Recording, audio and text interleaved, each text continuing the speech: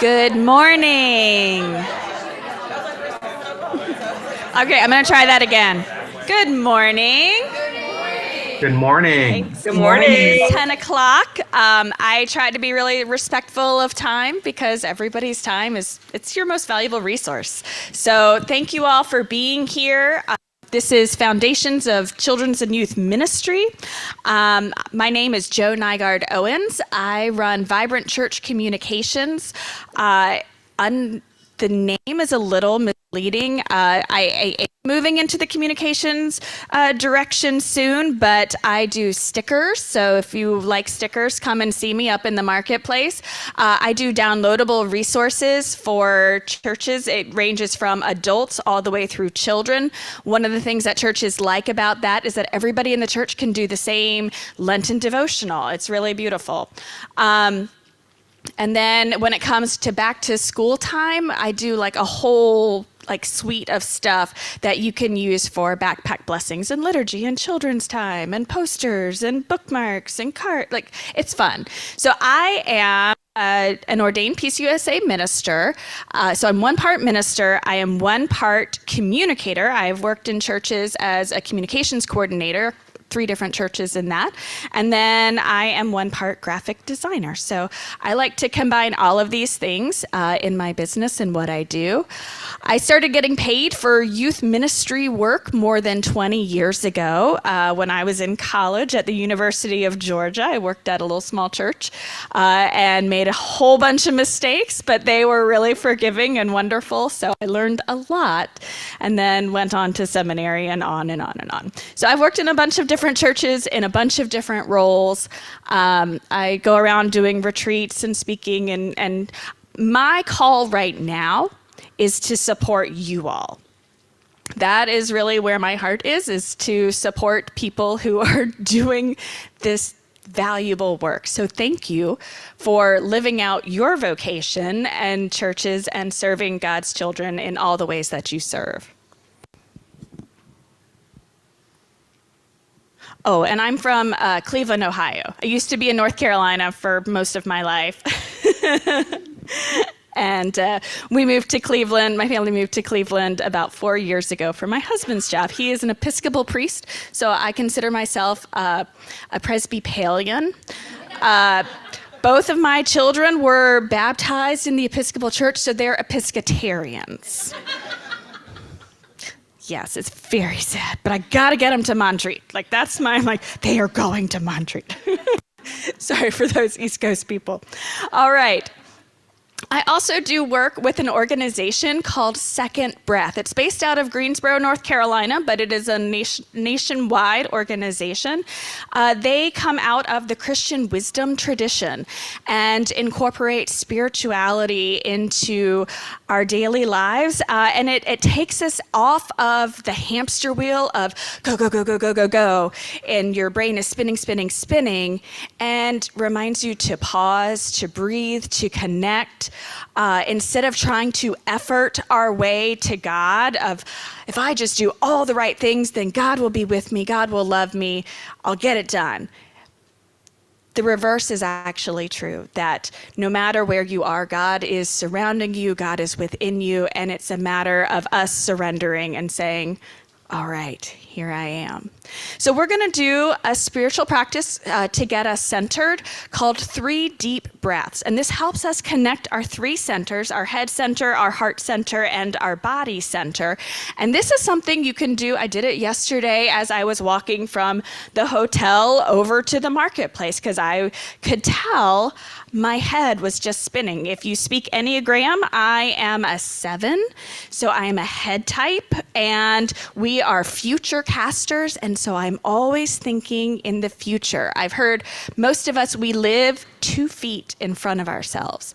And so these practices pull us back into ourselves. And this is a foundational piece. When we are connected in our 3 centers and connected with God, that is when we can really access the Holy Spirit and have the Holy Spirit work through us and be open to all the possibilities that God has in store for us. So we will work on, in our 3 breaths, our first deep breath as you breathe in, It will be quieting your mind, stopping all of those thoughts, stepping off the hamster wheel. Just imagine this peacefulness traveling through your mind. On our second deep breath, we'll be accessing the heart center. So if you have, so my 10-year-old loves to snuggle, and I always think of that feeling when he gives me this huge snuggle, that burst of serotonin. You can actually create that within yourself when you open your heart center. So it's those warm thoughts, that opening of your heart, that leads you into a state of compassion. And then finally, grounding your body. So if you think of having your feet on the floor and your energy traveling down through you into the ground, and then again receiving that same energy. So we'll take these 3 deep breaths, whatever, if you want to do visualization, that works for me, but whatever works for you. So I invite you to close your eyes or have a soft downward gaze. Get comfortable in your chair. And just start to breathe and pay attention to your breath. And as we pay attention to our breath, it naturally starts to slow, which calms our bodies. And I invite you to take a deep breath in and quiet your mind.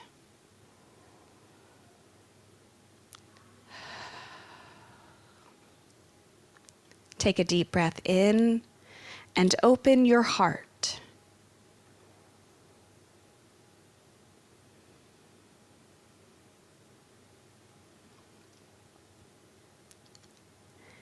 And take a deep breath in and ground your body.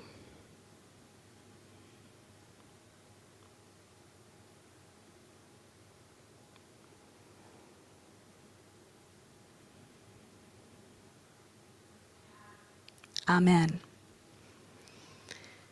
And I realized I did not say hello to our online friends. We have friends online as well, so I just want to say hello to them, and I'm so thankful that they are here. You can watch this live, you can watch this in replay, so it is a gift that we are able to do this, and thankful to Jenny and to, sorry, tell me your name again. James, for running our tech side. It is a gift to be able to focus on the talking and not the tech.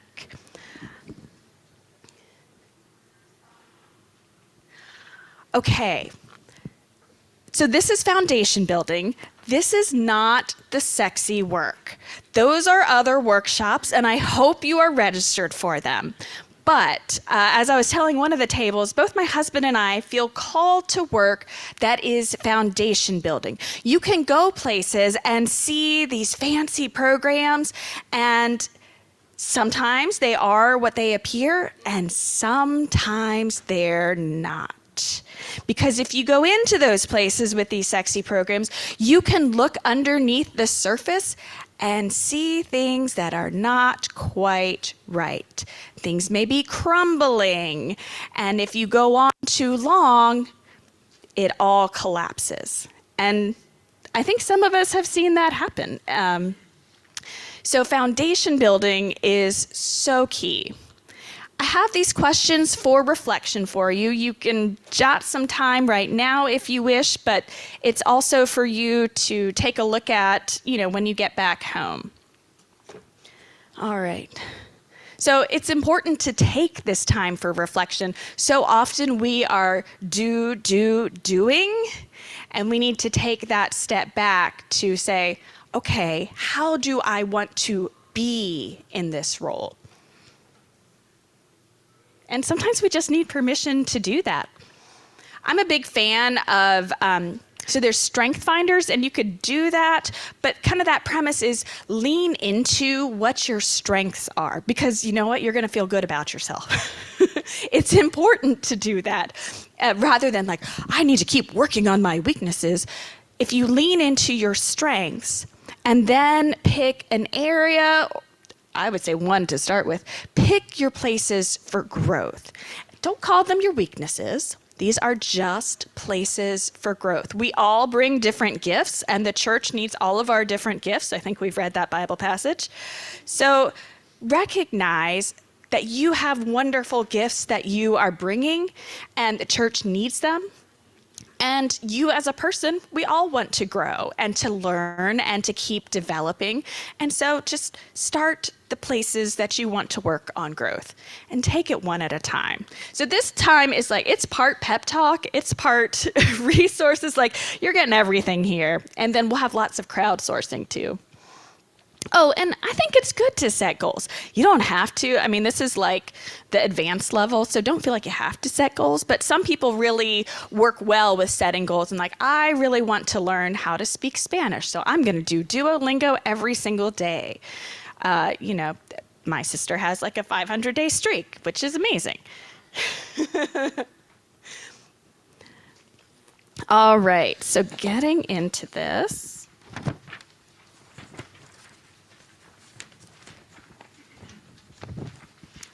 Okay, know your people. This is like 101. I think you guys you all went in and like, I need to know who my people are.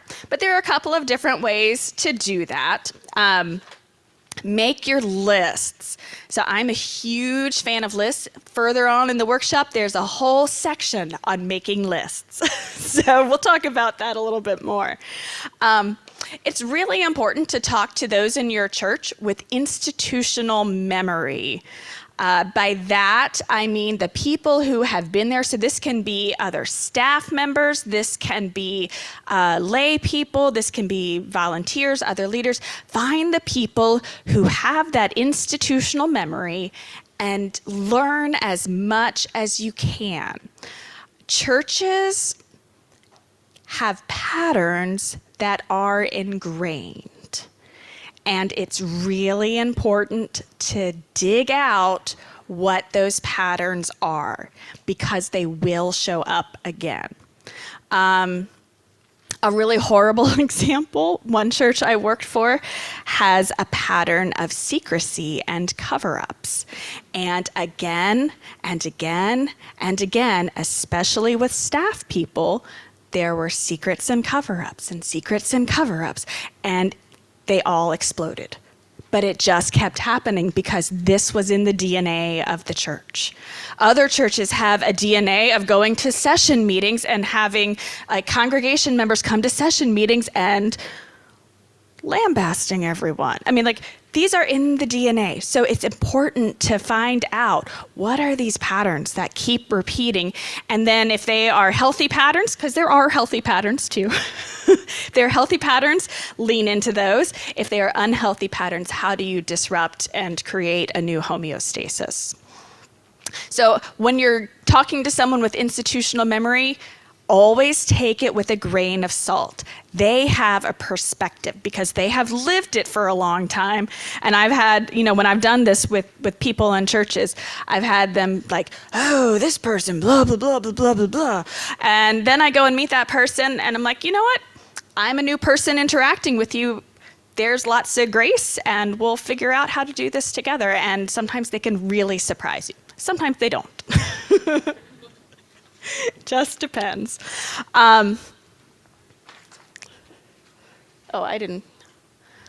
Okay, meet with as many people one-on-one as possible, especially in your early days. But if you haven't done that and you feel like you need to, make up a reason. You can come up with a reason. Y'all are creative. So the church where my husband serves, where my family attends, just hired a new children's and youth person, and he came and scheduled ice cream visits with everyone. He would bring a cooler with ice cream and toppings to everyone's house, and then everyone would have ice cream together, and he would chat for about an hour. Families would sit together, and it was delightful. It was really wonderful. So things like that, be creative, figure out how you can connect with people. It's always an offer and not everybody's gonna take you up on it. That's the reality. But you can also say, hey, I contacted you about ice cream about 6 months ago. How you feeling about that? You ready to do that? So, you never know. People can take a while. And I'm also gonna say foundation building takes time. It is not sexy. It takes time. But once you build it, you can then build the fun stuff, and it explodes really easily. So you put in the effort at the beginning, and then as you keep building, the effort will reward you. So, but it does take a lot of time. I'm going to pause for just a second. Does anyone have any questions so far? And it's totally fine if you don't. All right, were there any online? Okay, cool. All right, you knew this was coming because I'm a communicator. So one of the things with good communication is regularity is key. I call it the almost weekly email. Give yourself grace. You can't do it every single week. That is fine. They don't care. Missing a week here and there is not a big deal, but I do encourage an almost weekly email. Okay, so find the mediums that work with you, with your crowd. So I do highly recommend email. It's still, I listen to lots of business and all of that podcasts and follow all the people. Email is still our primary mode of communication. Everybody has email. I know that we are getting more and more and more saturated. And I totally get that. That is a new problem, but email is still the best primary source of communication. However, it is good. Like if your people are texters or, find what works for your group. Send physical mail. How kids and youth love to get physical mail. Let's see here. So, like if you heard that someone got the lead in a play, send them a card. And they're like, oh my gosh, they paid attention. I mean, paying attention is so much a foundation building. It really is, just paying attention and responding. Oh, and I forgot to say in the almost weekly email, you want to provide value. And that can go two ways. So if it feels comfortable for you, value is found in giving like a little weekly message. I would do that for my people, and people would open it to read that and find some sort of encouragement. Or I would say, did you know that Friday nights on the couch with popcorn and a movie with your family is a ritual, and that rituals are important? So, I mean, it's just finding the small ways within spirituality, within church, with all that we're trying to communicate, to connect to daily life. And just say, find those connections, because that parents want to read that. As a parent, I want to read that. But I got really, really great responses when I would make those connections, whether it's with the scripture on Sunday, oh, here's something that connected with life, or I talk a lot about rituals and spirituality and spiritual practices because I think those are so easy to just incorporate. So that's a whole different workshop though. The other thing with emails in providing value, don't waste their time. It's this both and of give them something good, but don't waste their time. Make it easy to read. Bullets are fantastic. Don't make them hunt for the information that they need. Just get it out there. Don't dwell on it, but make sure they have it. All right. And then hold information meetings at key times. So do y'all already do this? Do you guys hold, at the start of the year, it's a good thing to have information meetings and pass out all the papers and have everything written down. That'll come later in this. Meetings for trips.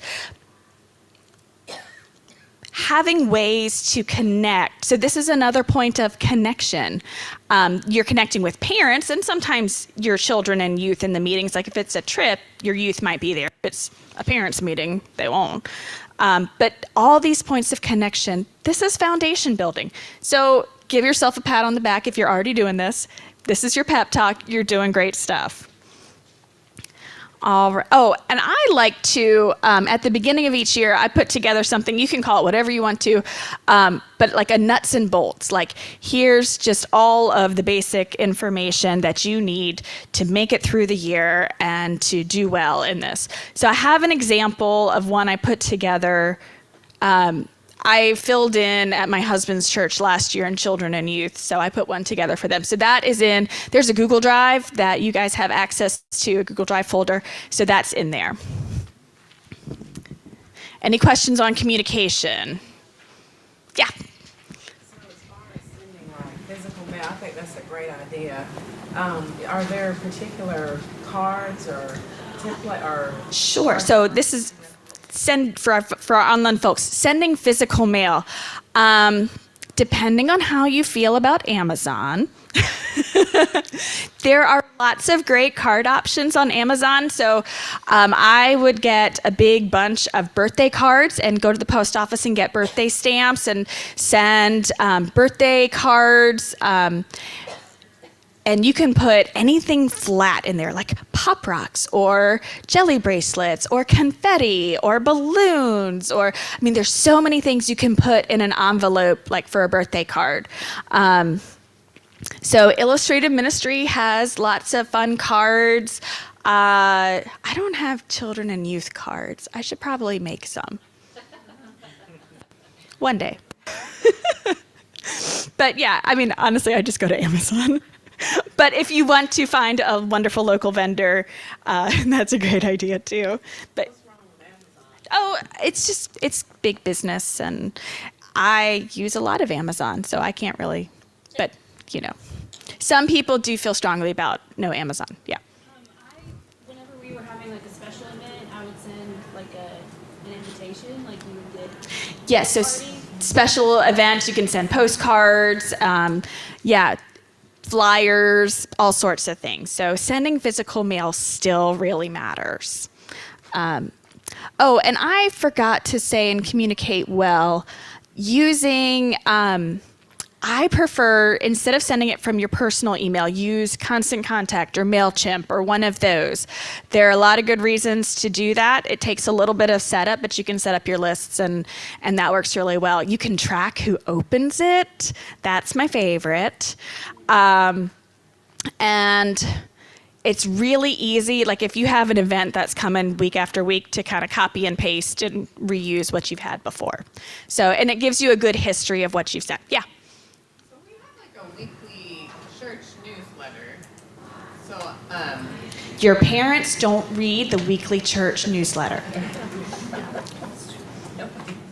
think like another communication on top of that isn't too much. I mean, it feels like too much, but you have to, because they will not read the church newsletter. They will not read any of that. They are more likely to open yours, and that's still a 50%, like they're likely to open. But if you provide value, they will start to open it more and more regularly. Pictures are great, yes.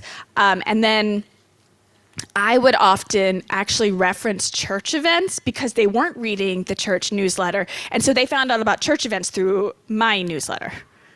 So. The church secretary and I, we kind of touch base with each other, but I've been sending one weekly since 2016.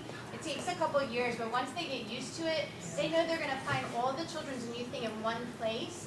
And then if it's a special event, I'll highlight it. Otherwise, she focuses all on mission and all the stuff that's going on. But it works really, really well. I get way higher open rates than the church Yes. weekly email does. Yes. I get like 80% opens, so it works really well. Yeah. It's constant contact. Yeah, that's great. What's the size assumption in terms of your youth program at this point with this kind of communication? Because, I mean, I send my email is 7 families. Yeah, I would 100% opening rates. Yeah, so if with 7 families, if you feel good, I go back and forth on that one. My communicator side says still do it in MailChimp, it's free.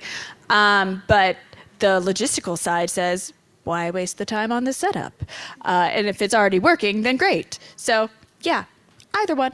I guess my question was like, my families do read the weekly email. Yes, and great. they read the youth email. So I'm wondering about the universality of that. Thank you. They do read the church email. Fantastic. You've got good families. Gotcha. Yeah. I do a little newsletter because I had a lot of trouble the first 6 months to a year and found out the hard way that they don't read that email. And so what I did was I made something in Canva that I could PDF and attach so that then I could have the church secretary put that, the link to that in the, and it was no extra time, but I was then able to be duplicated really quickly. And Beautiful. Okay, so for our online folks, did they get that, or do you want me to repeat? Can you repeat questions? Or Okay. Yeah. Okay, so she said she would do her weekly email as a Canva image, and she could send that to her list, but then the church secretary could attach that in the main one and no duplication of work. I am going to keep moving us on. If y'all have other ideas, at the end, so there's a crowdsourcing doc in the Google Drive that everybody can add to. So I would love for you to contribute these ideas to that crowdsourcing doc. All right. Create a safe space. And I realized, so Safe Church, I just realized this morning, is an Episcopal thing. So there is a Presbyterian one. Who knows the name of the Presbyterian version of Safe Church? Safe Sanctuaries, that's the one. Yeah, so they're out there. But you guys know what I mean when I say you want to get safety training for yourself, for your leaders. Follow it. Safety is more and more and more. Y'all know it is so important. So here's a huge one. Make sure your children and youth know that their voice matters. A great example, I saw a youth leader ask a youth, hey, would you like to help out with, we'll just say, acolyting? And the youth is like, and he said, well, it is perfectly fine for you to say no, and I am going to respect that no. As a parent overhearing this, so as a parent, I'm like, yeah, of course they want to do this. Yeah, of course they do. Yeah. Okay, this was my kid. And he looked at me and he's like, no, you don't get to say this. This is their decision. And they were like, no, I don't want to do this. They learned in that moment that their voice matters. And that then makes them likely the next time he asks, when he says, hey, do you want to do something else? They're like, okay, sure. Respecting that no leads to more yeses rather than cajoling into a yes, which leads to begrudgment. So that's just one example. There are so many ways that you really want to listen to your children and youth. I mean, if you listen to them and then they say, oh man, I love hedgehogs, and you're out somewhere and you see a hedgehog planter and you snap a picture, and when you see them the next week, you should look, I saw this hedgehog picture, this hedgehog planter, and it made me think of you. They're gonna be blown away because you listened. I mean, that stuff matters. Read the cues. I have seen this one go badly a lot of times. So this is in, the safe space.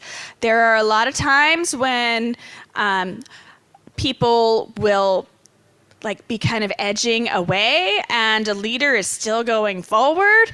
They're not reading the cues, and that makes the youth or the child feel unsafe. So body language, that's a huge one because they're not always going to be comfortable verbalizing, but they are going to show you in ways that they're not comfortable. So reading the cues. We had a question? Yes, where is the Google Doc? There's a link at the very end, so I don't want people to go there yet. Oh, okay. Perfect. Yeah. Does Safe Sanctuaries have an online training that anyone's aware of? I don't know about Safe Sanctuaries. I know Safe Church does, but I don't know about Safe Sanctuaries. Most of the I would think so. most of the presbyteries have child protection training as well that you can use if your church doesn't have a specific one. Yeah. And, back in the day, it was all about sexual harassment, but it's moved far beyond that, which I'm thankful for because, that's just the least of our worries. And then finally, if anybody has led godly play, you know this super well. Use simple rituals to create sacred space. So in godly play, you take off your shoes before you go into the classroom, and that sets a tone. So what are the small things? A frequent one is lighting candles.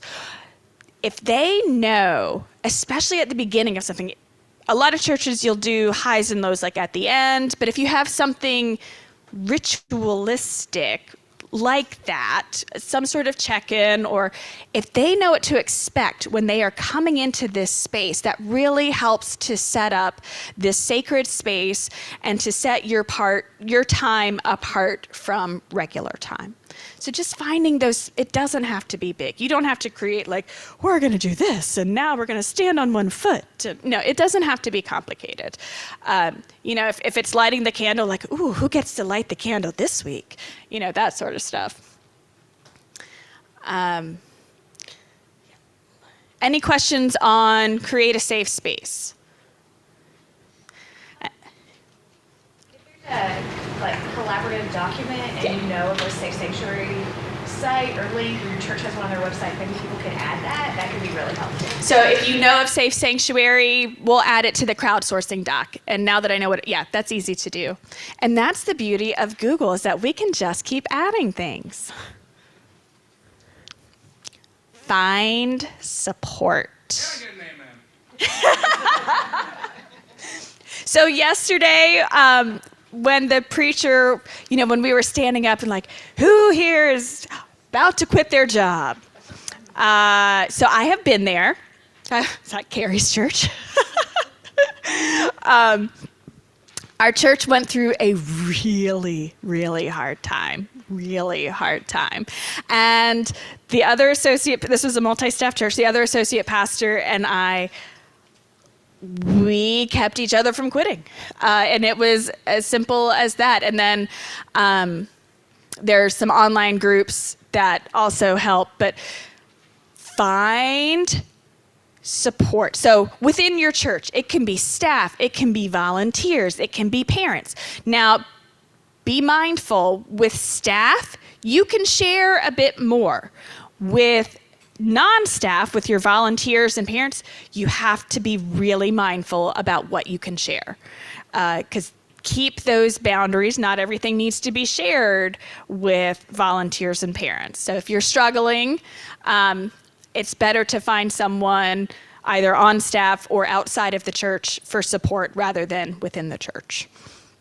Yes? Do you have any advice on how to navigate that when a parent is also a staff member? Okay, so how do you navigate when a parent is also a staff member? Boundaries. It is hard. I know. It's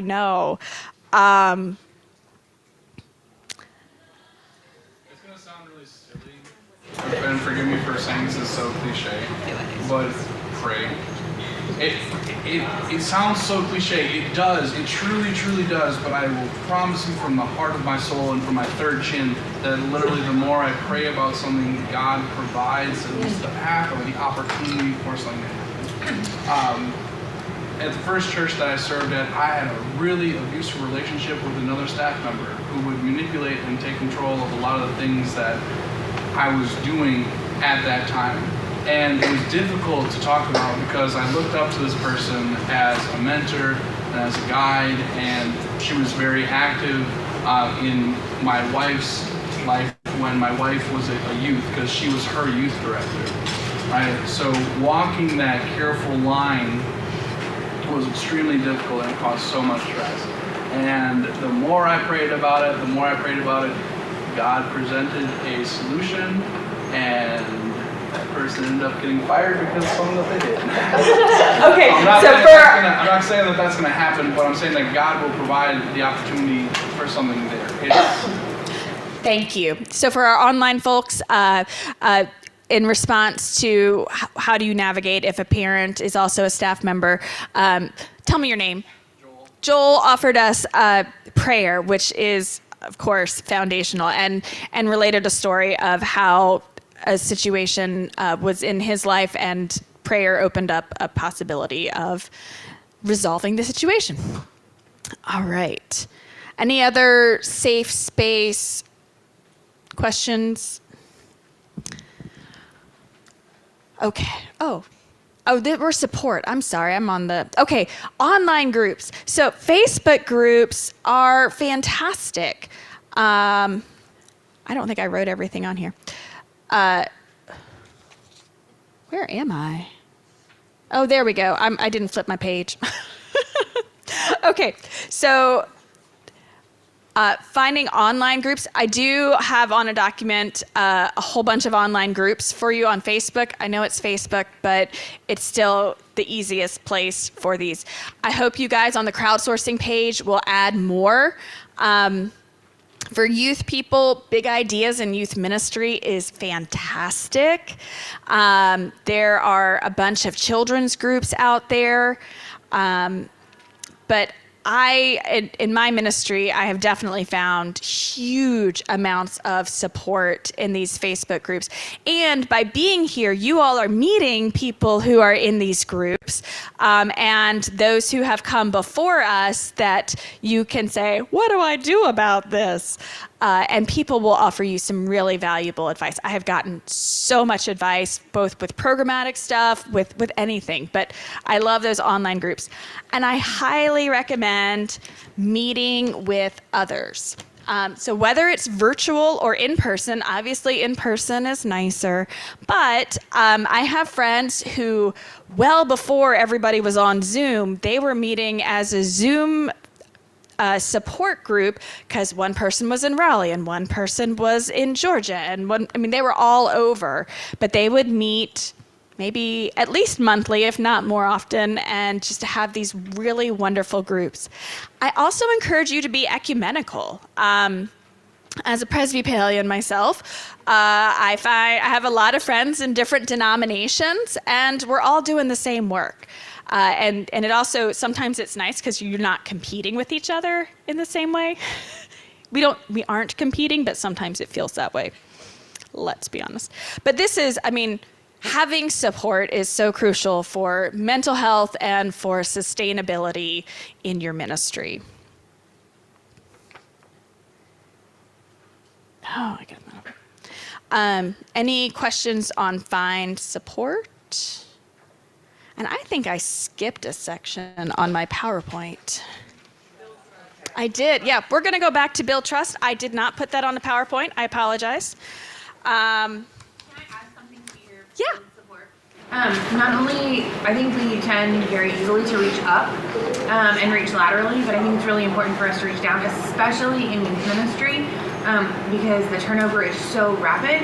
And so if we're not pulling those people up, then we're having to find new people and replace them. So whether it's within your own congregation or outside in your community, it's really important to do that as well. So for our online folks, to recognize that we're all in different stages, and for ourselves when we're asking questions, it's natural to reach up to those who have more experience, or to reach across to those who are kind of at the same level of experience that we are, but also to be mindful of those who are coming along behind us who are newer, because there's always going to be someone newer, and to do all you can to lift that person up as well, those people. Thank you. That's wonderful. All right. Building trust. Okay. It takes time. If you're super lucky, you can make some progress in 6 months. After a year or two, after 2 years. So after your first year, you're like, oh my gosh, I made it through. Ministry is one of those jobs where you have to do the full calendar year to get any sense of it. So after the full year, you're just like, okay, I've done the things now. Now I can start to figure things out. Or not really figure, but make the next step. After the second year, you're like, okay, maybe some people like me now. It's after the 3rd year. That's kind of the magic time. And I've seen this. I've seen it in my friends' ministries, in my husband's ministries. It takes 3 years. So I was at Carrie's church for 3 years because my husband got another job and we moved. And we went through a lot at that church. And my first year, I got there and my youth group was decimated because of a church split. So I was left with like 5 kids in the senior high. I went from like 20 kids to 5 and lost all my youth leaders and etc. So that was a really hard year. The second year was not much better. We were taking 2 or 3 kids on youth trips, but we did the trips, we did the building. The 3rd year is when it finally started to happen. And I'm like, okay. And like, just as I was starting to feel good, I'm like, yes, this is great. I've got momentum. And I'm leaving. And it was hard. I did not want to leave. But because I had done this foundation building, the program kept going. Because so many times when a leader leaves, if they have not built the foundation, the program crumbles. That's why this is so important, because you're thinking about your ministry, but you're also thinking about the person that comes after you, because there's always going to be somebody after you. Okay, let's see here, build trust. So making individual connections. So when I started at that church, the youth group was really tough. I had youth leaders actually talking to youth saying, she doesn't like you. Let's have youth group at my house instead of going to the church. It was a little bad. Them leaving might not have been the worst thing. But when they did come to the church, I would pick one kid a night and really get to know that kid. So, because I couldn't do it with everybody. So I would just pick one kid a night and make sure that they and I had a really good connection, that we could both walk away feeling good, like, wow, we connected. Sometimes that's all you can do is one kid at a time. So pay attention and send cards. I kind of talked about that earlier. I forgot that was in this section.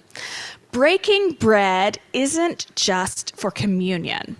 So one of the youth leaders that I respect a lot, that I look up to, he says in his budget, he prioritizes food over almost anything else.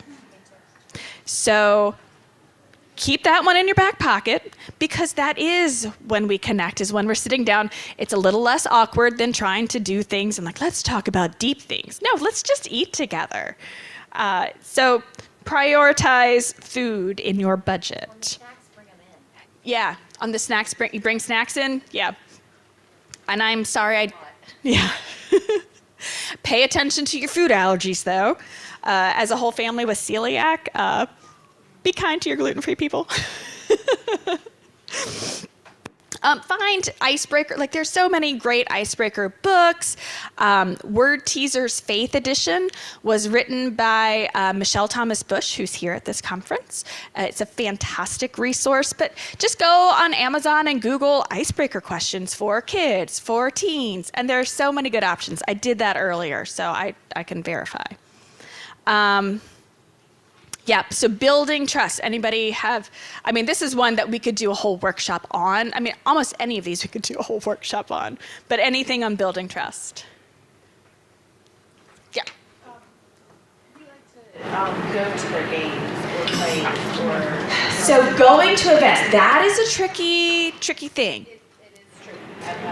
Yes. Okay. Yes. Okay, so I go both ways on that one. You have to know your group, you have to know your own time, and set healthy boundaries, because you don't need to work 60 hours a week or 20 hours more than whatever you're paid for.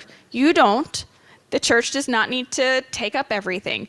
But when it is feasibly possible, going to plays or to sports events or whatever is a really wonderful thing that does build trust and connection. And especially if a lot of kids go to the same school, I mean, that's a great thing.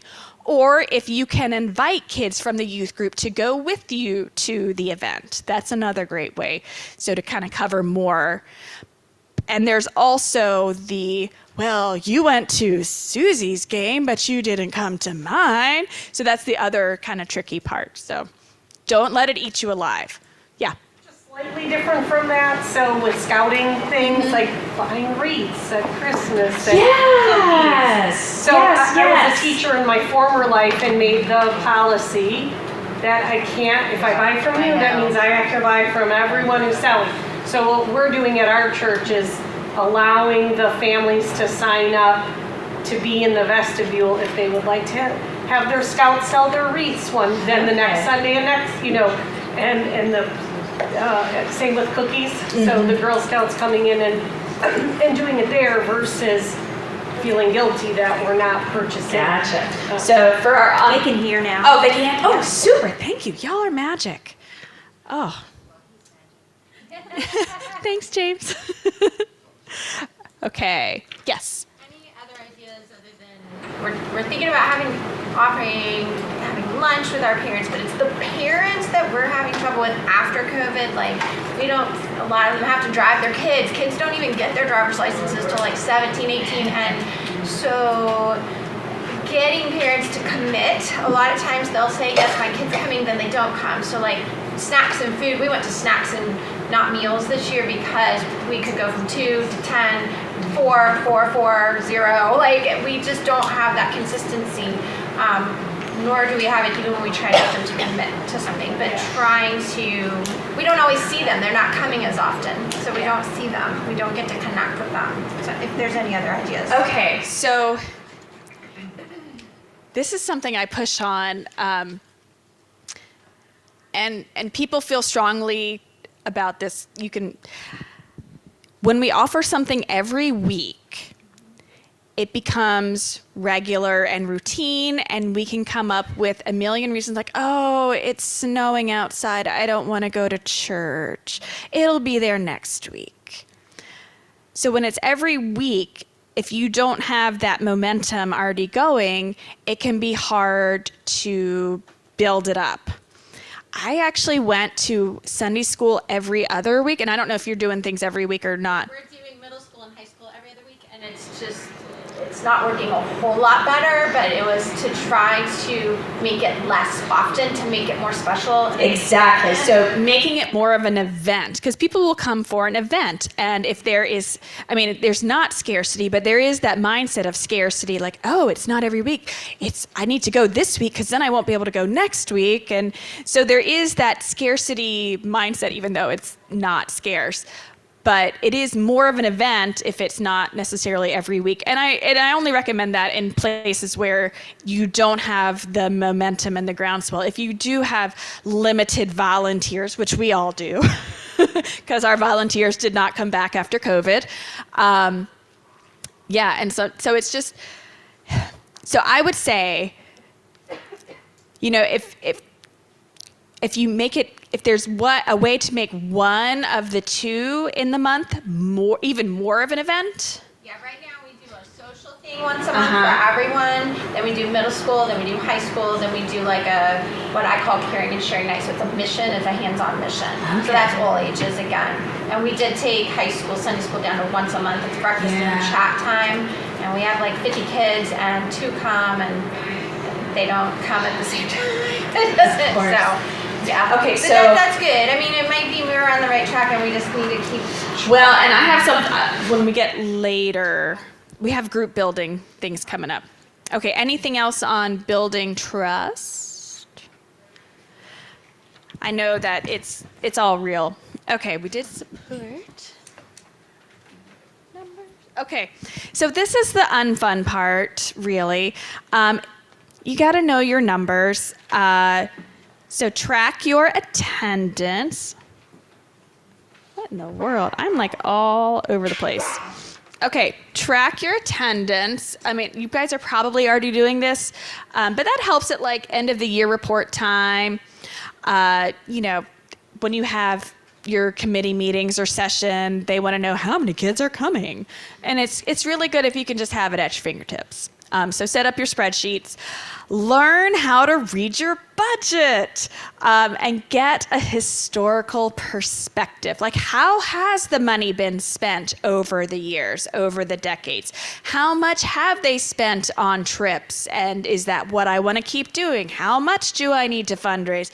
So I really recommend talking to your finance person and just going through it. And if they're a good finance person, which I hope they are, they will be more than happy to do this with you multiple times. I can't tell you how many times I went and like, okay, you explained it, but I still don't understand because I'm not a numbers person. Tell me again. It's really, yeah. And they want you, because that'll make their lives easier in the end. Track your expenses. I have to like over-organize myself, because otherwise, if I don't over-organize, then I way under-organize, because I don't like tracking my expenses. But I found it was really important for me, rather than waiting for the monthly document that came from the finance department saying, this is how much you have left in your accounts. It was way better for me to have the itemized list in a spreadsheet saying, okay, in hospitality, you have bought food this many times and spent this much money and still have that left. Having it in that separate document really gave me a better perspective on, okay, I can still spend this much, I'm overspending here. It was easier for me to be accountable to the budget, doing my own tracking versus just waiting for that report at the end of the month. Your finance people will thank you. Oh, and of course, turn in your receipts on time. Please, I mean, youth people have a bad rep for not turning in their receipts on time. It's okay to lose them every once in a while. It happens to everybody, but yeah. All right, keep lists. So I can't say enough, somebody is coming after you. You will not be there forever. Everything you can do to support them, it's going to help you in the present, and it's going to help them in the future and your church in the future. Because ultimately, once we're gone, we want this program to continue, and lists are one of the ways to do it. So I was out on maternity leave, and when I went out, I created more lists than I knew what to do with.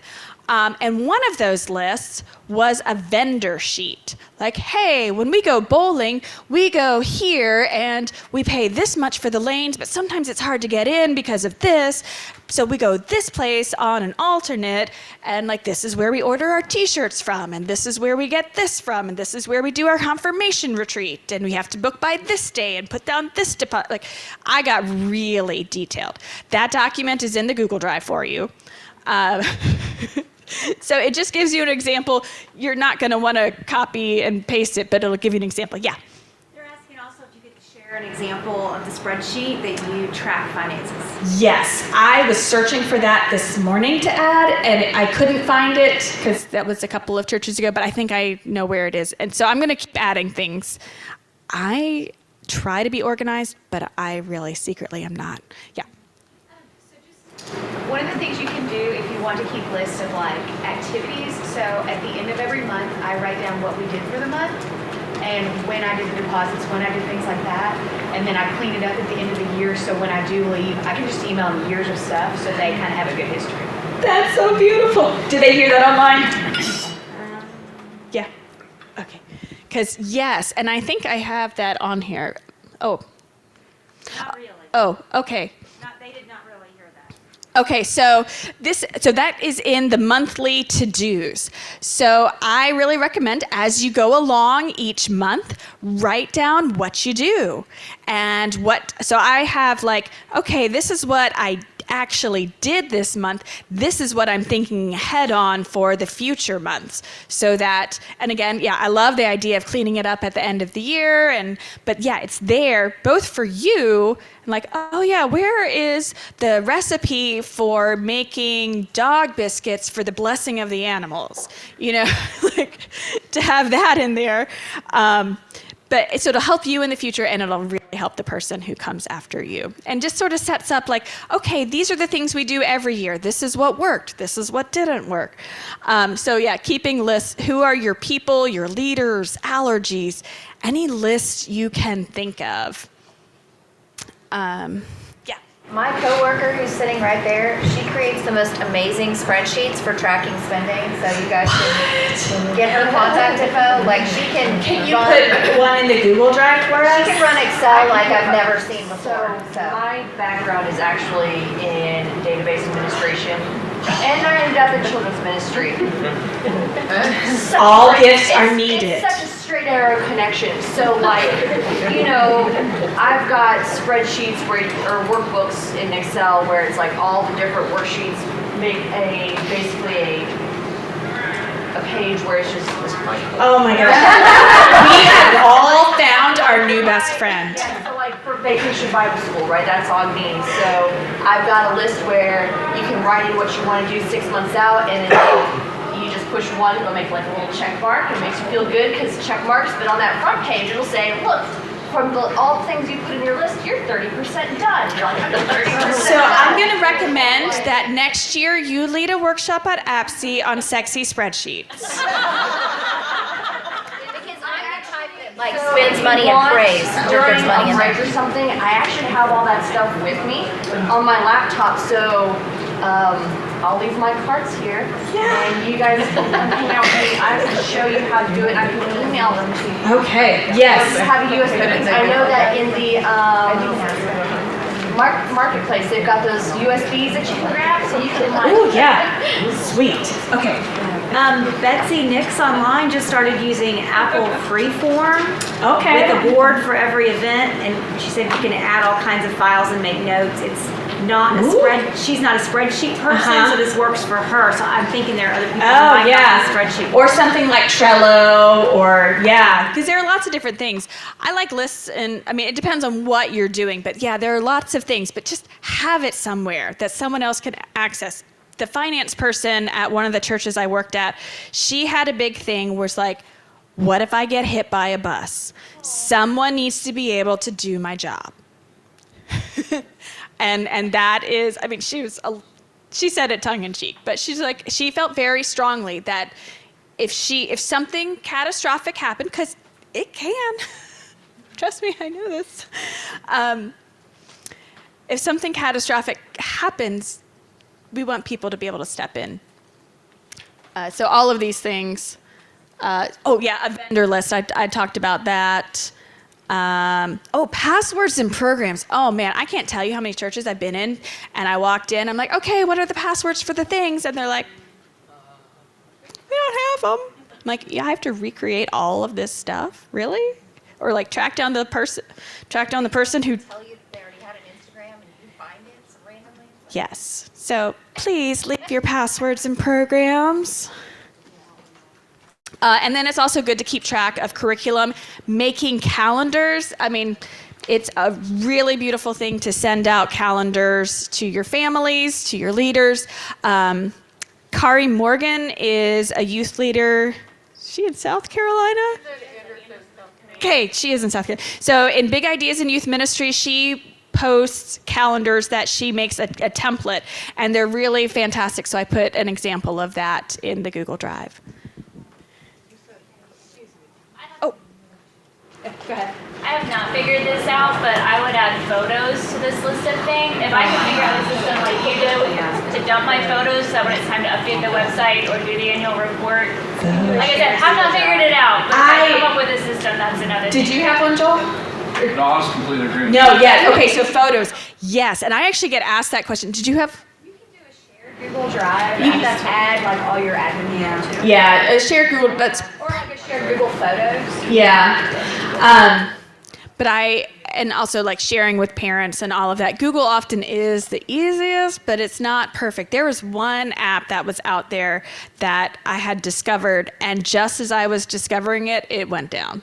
So, yeah. I struggled with pictures a lot, and our church has an X drive, like a common drive for our staff, and we were instructed to put pictures in there. And I struggled because I have an Apple device, and finally I realized that you can log on to your Apple ID on your computer, even if it's a PC, and then just pull up your pictures and then just dump them onto your computer.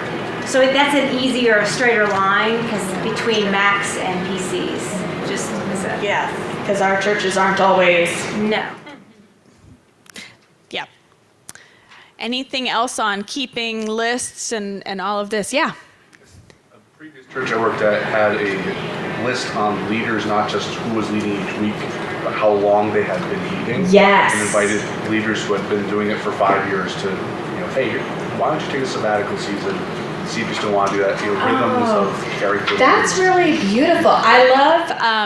I love how you said take a sabbatical season, especially as sabbatical is becoming more and more a part of our church's language.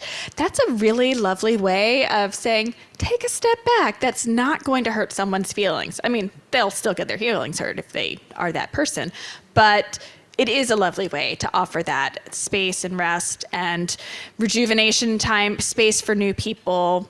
Another way to think about it is lying fallow and to have space for new growth. I love that. Yeah. Kind of to feed off of that as well, I have a list of the ABC volunteer pool, so I can keep rotating and also keep encouraging.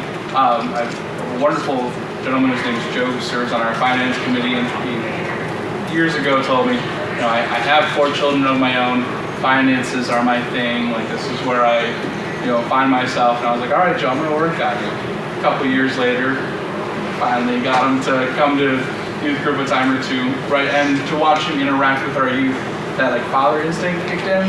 So that's where like that ABC comes in. Like, A, they want to do it. B, they're kind of on the edge. C, they don't. But you kind of find those traits. Circling back to what you were talking about before too. Well, and recognizing gifts in others that they might not see. That sounds like what you did. So that's a really good point. It can take a while to cultivate leaders. If you are in your first year of ministry, finding leaders is hard because you don't have that trust. In your second year of ministry, it's going to be only slightly easier.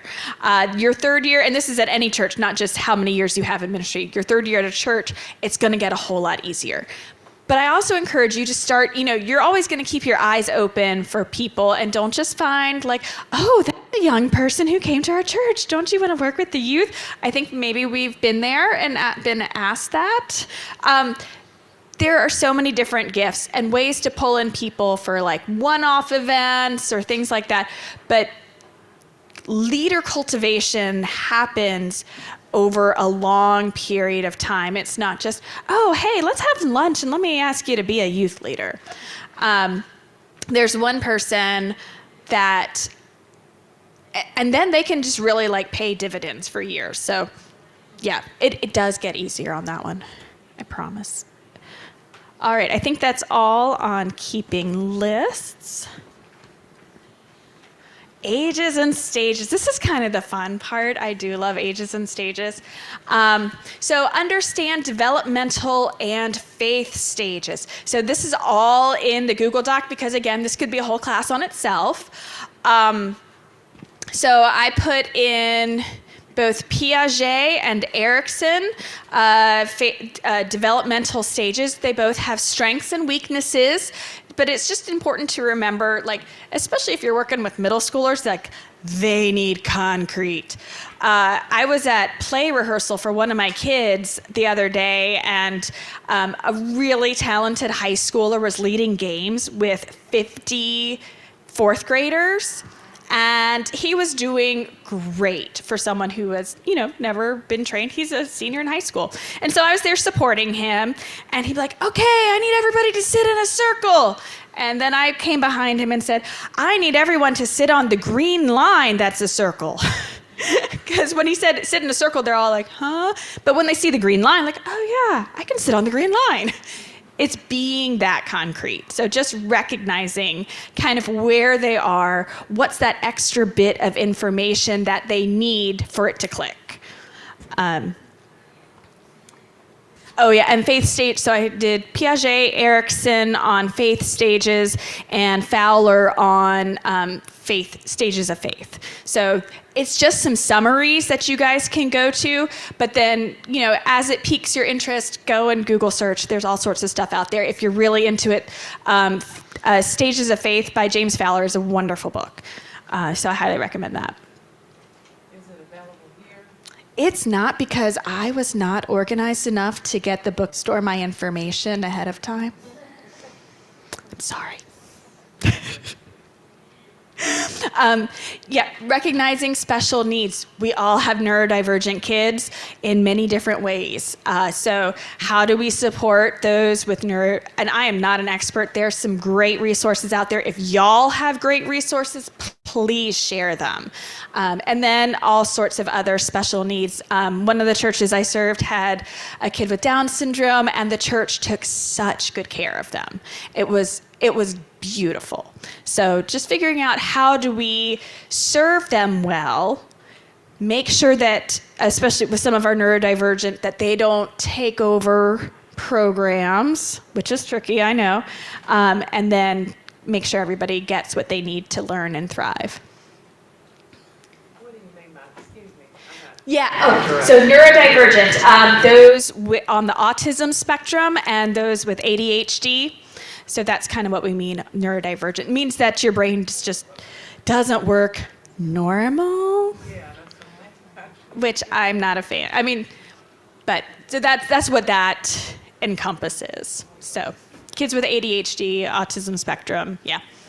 I'm not being disruptive. Yeah. So what do you mean by takeover programs? So if you, like, especially kids with ADHD, because they are more active, they need more stimulus, they might be, if everybody is sitting in a circle, they might be wiggling and like running all over the place. And if you ask a question, they're going to be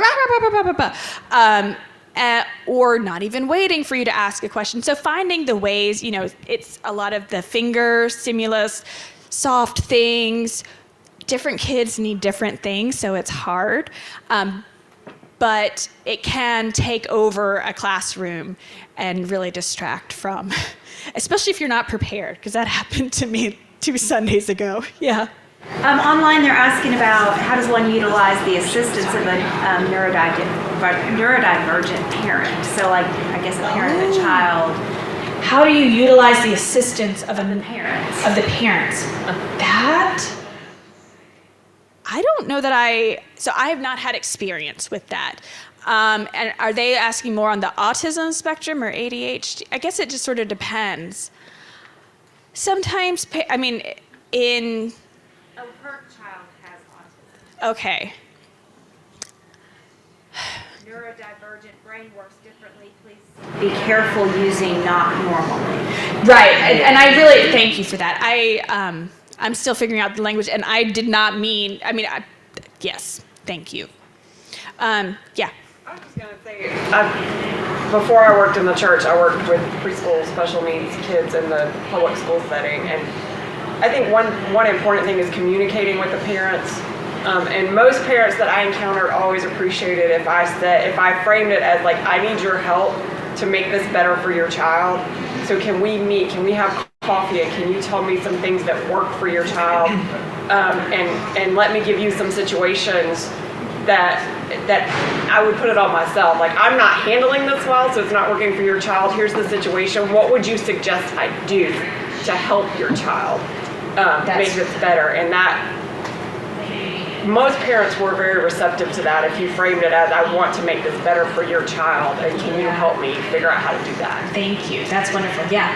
And not necessarily what works for the child at home, because home is very different. They could be the only child, they could be, so the way they interact with their siblings is going to be very different. So to work with the family on what's being done at school to Gotcha. support this child. Yeah. Because that's more of the same type of environment. Yes.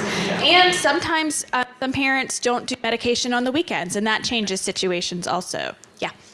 There's a woman who grew up in our church who is on the autism spectrum herself and has done speaking and consulting with churches on how to help navigate and include people who are neurodivergent. So her name is Amy Langston. Amy Langston. Yes, and she has a website where you can get information if you're looking for more about that. Actually, one of the youth from one of my churches who's on the autism spectrum does that now as well. That's really great. Mm-hmm. I have 2 autistic children in my program, and their mom joins us every time. Mhm. And so then beforehand, we'll talk about the lesson that I'm wanting to do with the kids, and then she kind of helps me gear it towards her children, how that they can benefit from the lesson that I'm doing. And it helps that she's there constantly too, because she helps me with not only her kids, but the other kids there too. So she's a huge help. Wonderful. Just to keep us on time. So another thing that's important to know is, what is your church's particular culture? Because different churches kind of have different flavors, and different people fit in more naturally than others. So just being aware of that. So if someone isn't your, I don't even know, right? Just be aware of that to help integrate everyone into the group. And finally, multiple intelligence theory. This one I think is probably more familiar, but just recognizing that we all learn in different ways. You might have noticed I'm a bodily kinesthetic person. I keep flailing my arms and moving my legs. So I learn through movement. If I need to memorize something, I am walking. There's another link for that in the document. So if you aren't as familiar with multiple intelligence theory, that's in there too. How to help parents who themselves are neurodivergent to connect with the youth. Okay. Does that make sense? Yes. I don't know. Does anybody have any? So how to help parents who are neurodivergent to connect with the youth, with their family within the intergenerational and youth programs. Okay. Does anybody have any experience with that? If there's a parent who is neurodivergent that needs more help integrating their family into intergenerational worship or different programs and things. Does anybody? Oh, sorry, I could not see your hand. I would just say the most important thing is finding out what works for them. And so, when you're talking about meeting with your families one-on-one or having coffee or something like that, that's a great opportunity in that same setting to say, okay, how can I best serve your family in this environment and just based on your needs. Again, those one-on-one meetings. You could also partner them. I mean, that's another way to make connections across. So if there's another family that can partner with them to help the integration, that's another good thing. Any other questions on this? All right.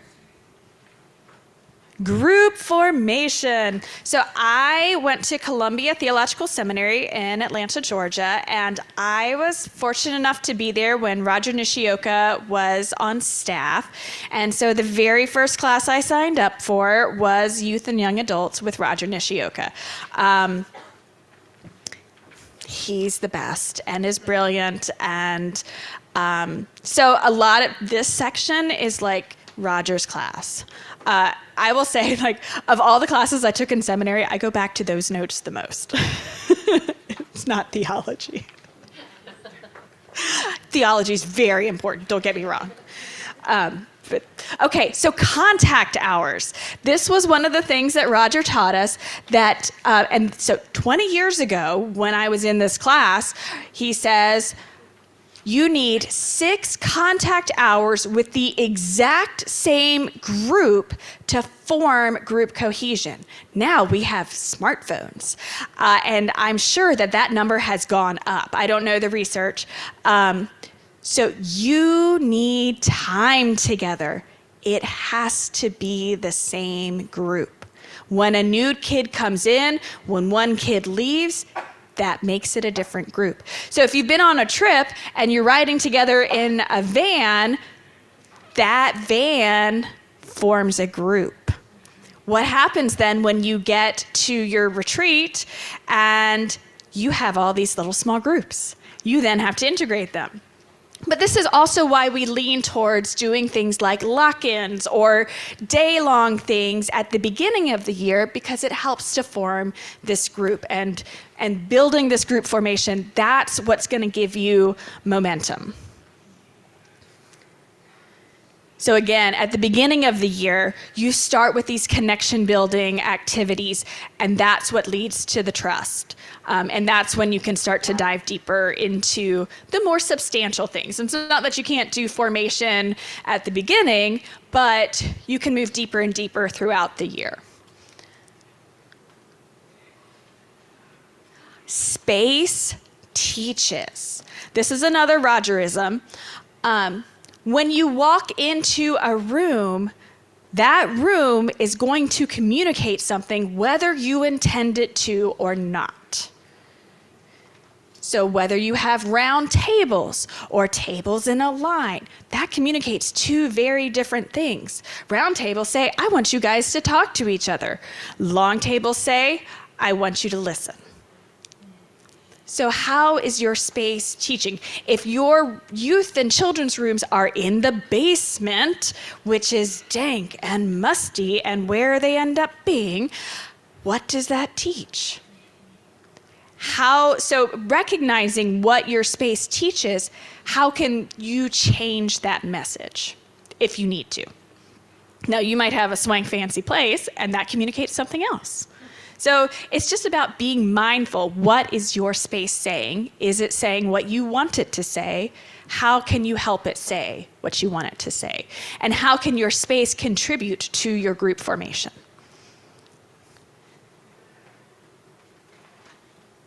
Okay, this is a huge one.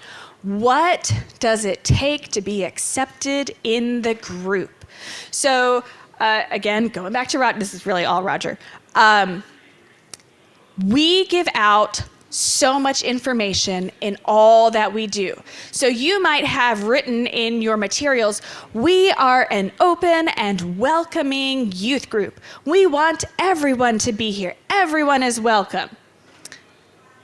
That's what we want. It isn't what always happens, not because of us necessarily, but because of the culture and what it takes to be accepted. So Roger tells this story of going to visit a church, and they're like, Roger, why don't people come to our church? We have people who will come once and then they never come back again. And so he went and he sat in, and he's like, everybody's delightful, but all the boys are wearing khaki shorts, blue polos, and boat shoes. All of them. If someone walks in who's not wearing khaki shorts, a blue polo, and boat shoes, they're not going to find their place here. That is something that isn't being said, but is very much being communicated. So it's paying attention to those small things. What is being communicated that isn't being said? That's a hard one, though. I'm not going to lie. And again, what prevents people from being accepted? So what does it take to be accepted, and what prevents people? It's the two sides of the same coin. One thing that happens in a lot of youth groups, especially, is the queen bee. Y'all know what I'm talking about? There is often one or two girls, most likely, doesn't have to, but mostly girls, who have kind of positioned themselves as the queen bee, and like, this is my youth group, y'all. How do you soften that? I mean, I don't always have a good answer. Sometimes it's just they've got to graduate. No, but you can do all the things. You can sit down with them, ask them to be a leader, to partner them, to bring people alongside of them. You know, they're all the things. Finding leadership roles for your queen bees is really one of the most helpful things you can do. But I've seen a lot of queen bees, yeah. The apple mom Boys. Oh. Yes. So you had that different dynamic of boys. Different dynamic, yeah. In my own house, yeah. I just have one boy, but he's my snuggler, so.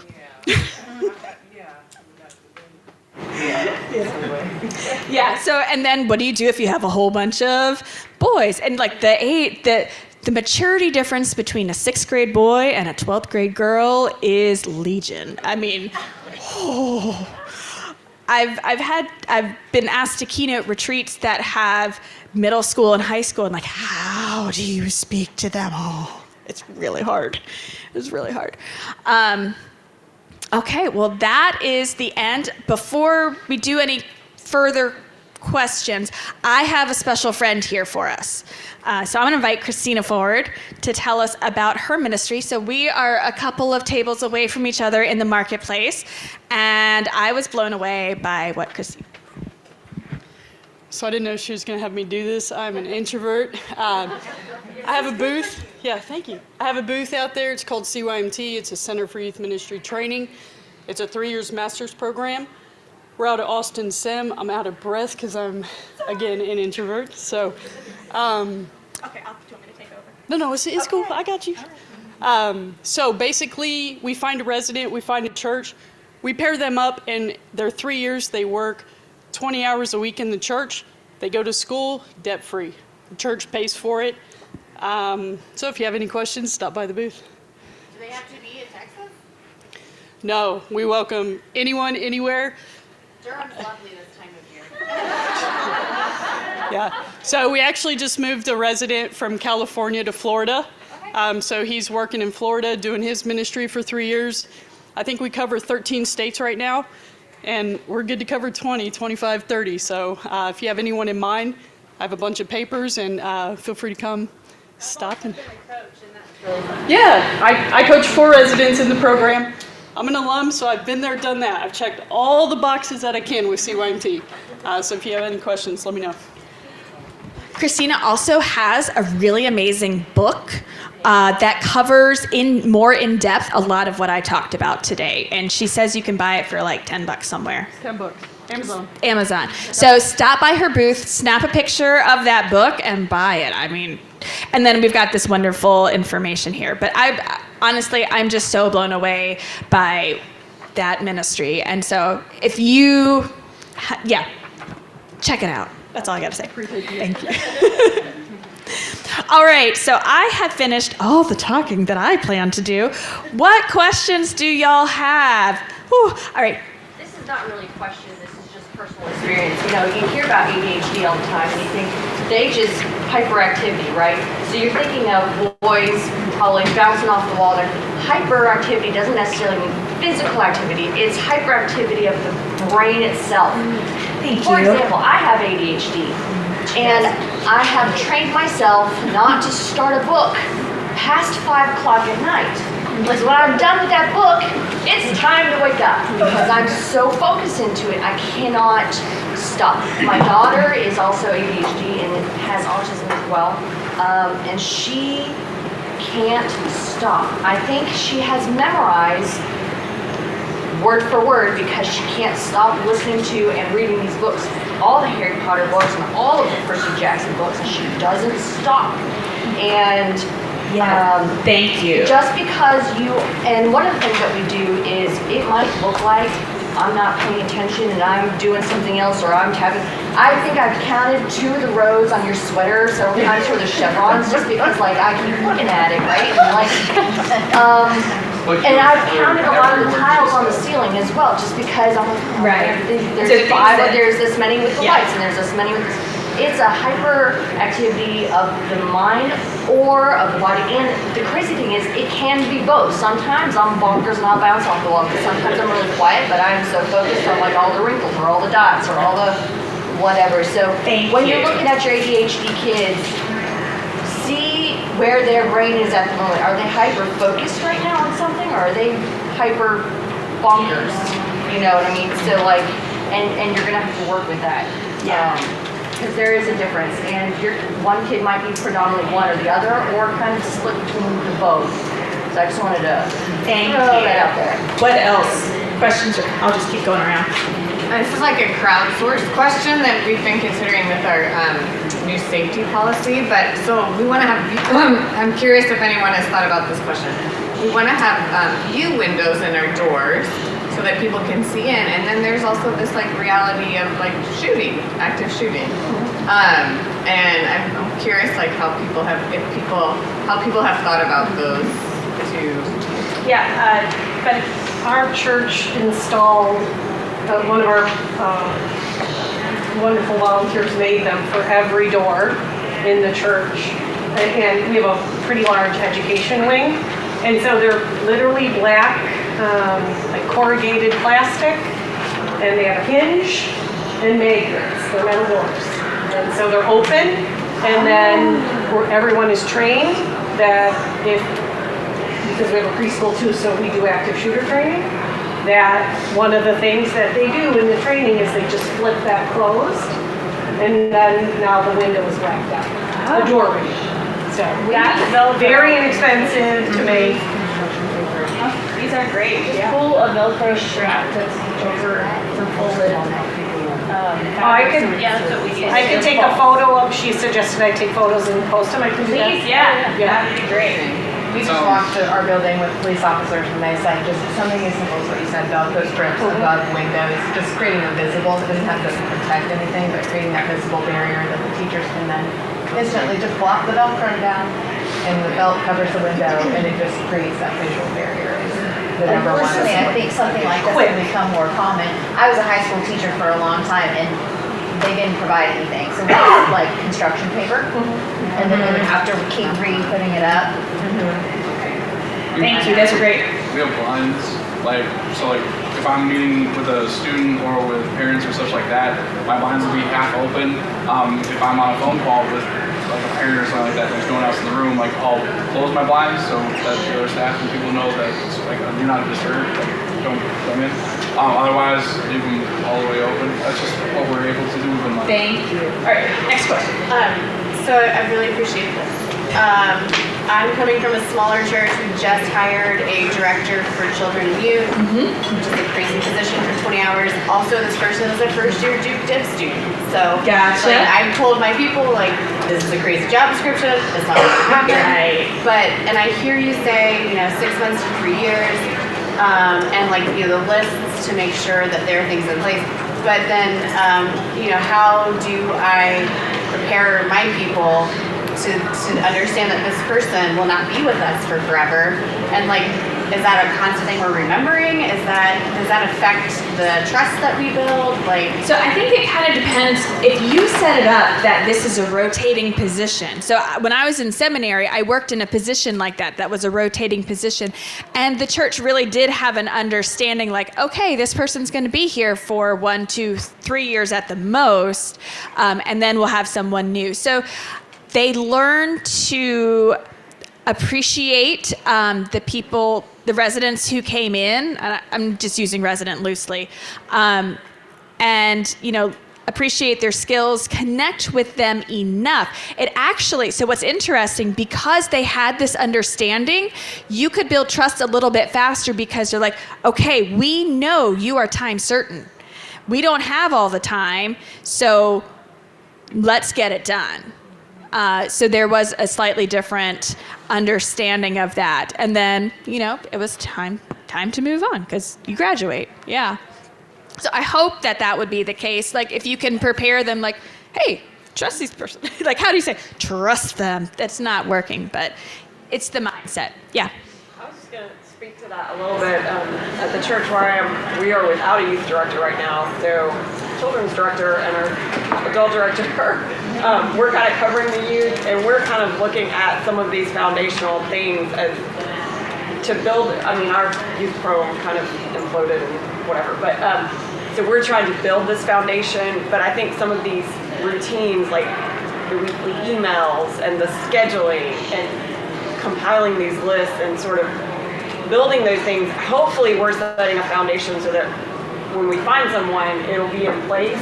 And I think this would be similar, that you're kind of setting the foundation so that whoever does come in next can say, okay, well, we send out the email every Wednesday, and this is what schedule we've been working with, and so that it's not every single time somebody changes, it's completely different for your families that are involved, that there is some consistency with some of the things that you can control.